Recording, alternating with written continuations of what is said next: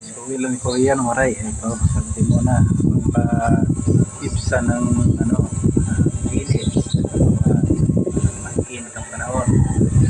Kasi sa malamig ang inumin nyo, dapat mainit din ang inumin nyo. Dahil mainit ang panahon. Para hindi tayo ma-mild stroke o stroke. Sabi nila. Kaya kape. Ilabas yung ano ng katawan, init. Tapos tortang sardines.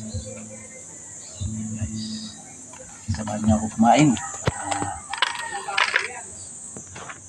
Busog tayo guys. Uwi lang galing ano, meeting guys. Orientation pala. Orientation ng security guard. Kaya na tayo. Mamalapad nga.